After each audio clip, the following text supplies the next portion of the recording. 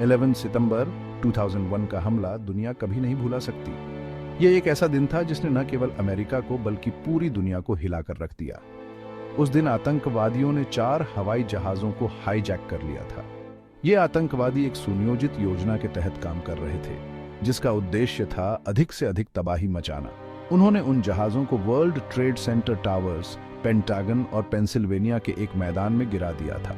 यह हमले इतने सटीक और विनाशकारी थे कि किसी को भी संभलने का मौका नहीं मिला। करीब 3000 बेगुनाह लोगों की जान चली गई थी। इन लोगों में विभिन्न देशों के नागरिक शामिल थे, जो अपने रोजमर्रा के कामों में व्यस्त थे।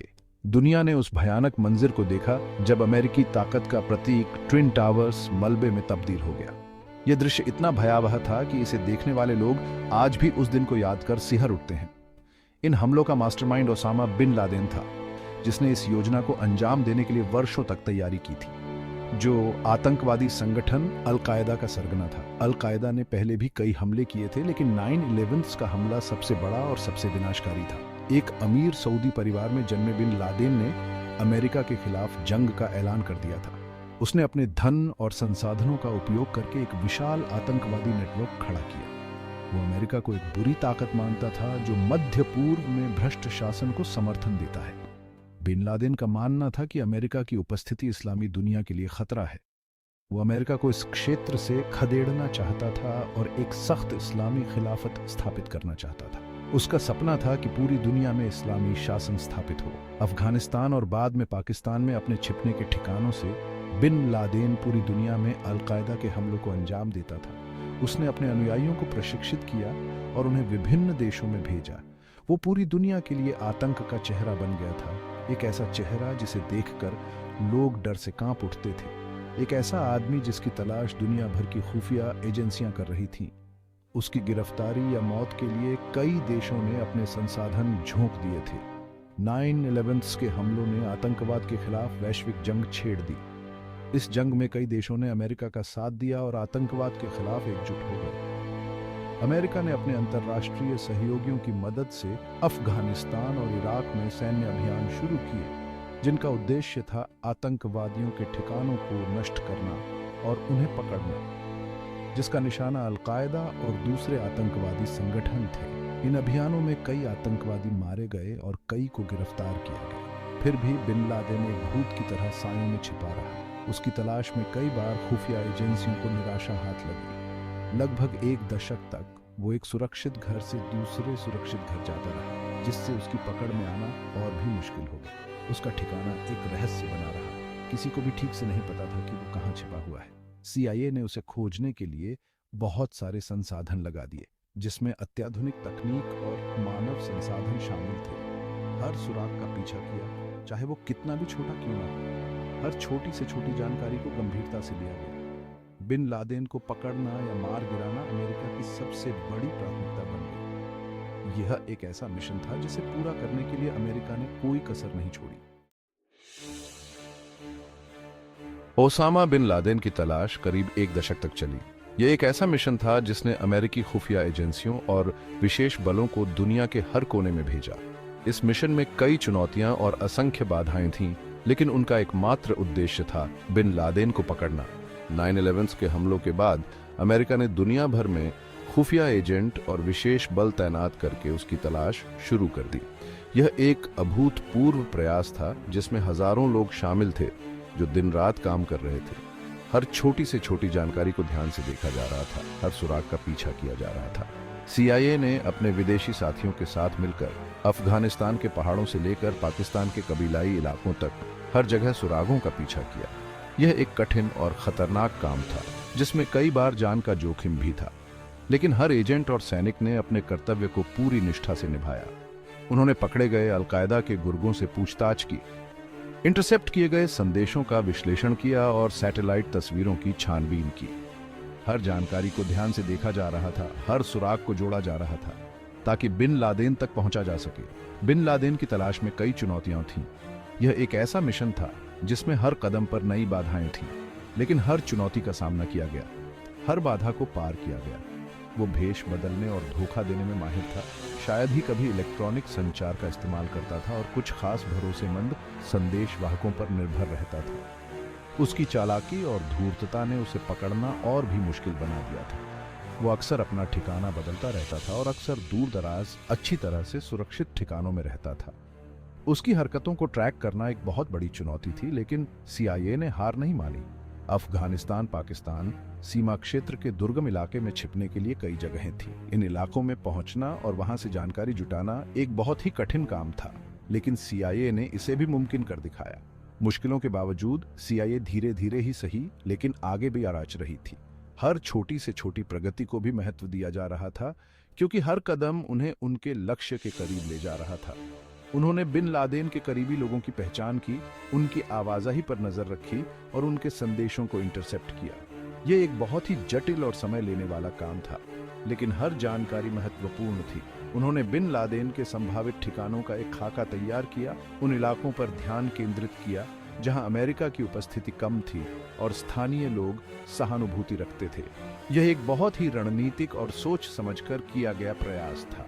खुफिया विश्लेषक बिना थके काम करते रहे, जानकारी के टुकड़ों को जोड़ते रहे, इस उम्मीद में कि उन्हें वो कड़ी मिल जाएगी जो उन्हें बिन लादेन तक ले जाएगी। यह एक ऐसा मिशन था जिसमें हर किसी ने अपनी पूरी ताकत और निष्ठा से काम किया और अंततः उनकी मेहनत रंग लाई। 2011 तक खुफिया एजेंसियों को यकीन हो गया था कि उन्होंने आखिरकार बिन लादेन को ढूंढ निकाला है। यह एक लंबी और कठिन प्रक्रिया थी जिसमें कई वर्षों की मेहनत और समर्पण शामिल था। खुफिया एजेंसियों ने कई सुरागों का पीछा किया, कई बार असफल हुए, लेकिन उन्होंने कभी हार नहीं मानी। वह पाकिस्तान के एबटाबाद शहर में एक बड़े अच्छी तरह से सुरक्षित परिसर में छिपा था, जो एक सामान्य आवासीय क्षेत्र में स्थित था। इस परिसर की सुरक्षा व्यवस्था इतनी कड़ी थी कि यह स्पष्ट था कि यहाँ कोई महत्वपूर्ण व्यक्ति रह रहा है, जो इस्लामाबाद से ज्यादा दूर नहीं था। यह स्थान रणनीतिक रूप से चुना गया था ताकि किसी भी आपात स्थिति में जल्दी से प्रतिक्रिया दी जा सके। परिसर का असामान्य आकार और सुरक्षा व्यवस्था और वहां रहने वालों की आवाजाही ने सीआईए के कान खड़े कर दिए।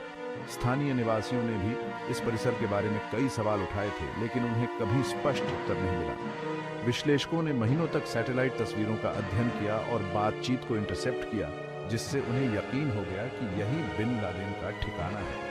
उन्होंने हर छोटी से छोटी जानकारी को ध्यान में रखा और उसे जोड़कर एक स्पष्ट तस्वीर बनाई, जिससे उन्हें यकीन हो गया कि यही बिन लादेन का ठिकाना है। यह एक महत्वपूर्ण सफलता थी जिसने उन्हें आगे की योजना बनाने के लिए प्रेरित किया।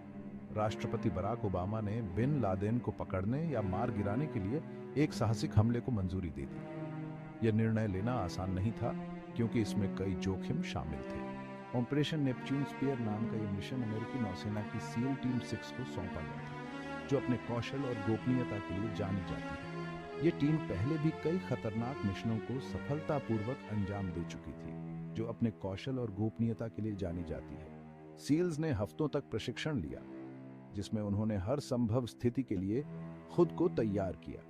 सील्स ने हफ्तों तक प्रशिक्षण लिया, जिसमें उन्होंने हर संभव स्थिति के लिए खुद को तैयार किया। उन्होंने विभिन्न परिदृश्यों का अभ्यास किया और अपनी रणनीतियों को परखा।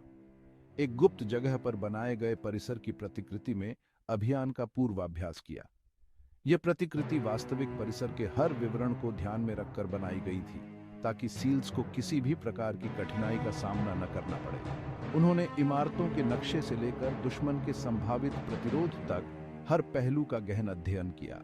उन्होंने हर संभावित खतरे का विश्लेषण किया और उसके लिए तैयारियां की। लक्ष्य के हर विवरण का अध्ययन किया। उन्होंने यह सुनिश्चित किया कि कोई भी जानकारी छूट न जाए, क्योंकि एक छोटी सी गलती भी मिशन की सफलता को खतरे में डाल सकती थी। हमले की योजना बहुत बारीकी से बनाई गई थी। हर कदम को ध्यान से सोचा गया और हर संभावित स्थिति के लिए एक बैकअप योजना तैयार की। पाकिस्तानी अधिकारियों से बचने के लिए अभियान में इस्तेमाल किए जाने वाले हेलीकॉप्टरों को और ज्यादा गुप्त रखा गया था, ताकि किसी को भी इस मिशन की भनक न लगे। हेलीकॉप्टरों को विशेष रूप से इस मिशन के लिए तैयार किया गया और सील्स को अंधेरे की आड़ में पाकिस्तान ले जाया गया था। यह सुनिश्चित किया गया कि मिशन की गोपनीयता बनी रहे और किसी भी प्रकार की जानकारी लीक न हो। यह मिशन बहुत जोखिम भरा था, जिसमें दोनों तरफ हताहत होने और अगर अभियान का पता चल गया तो पाकिस्तान के साथ राजनयिक संकट पैदा होने की आशंका थी। यह एक ऐसा मिशन था जिसमें हर कदम पर सावधानी बरतनी थी।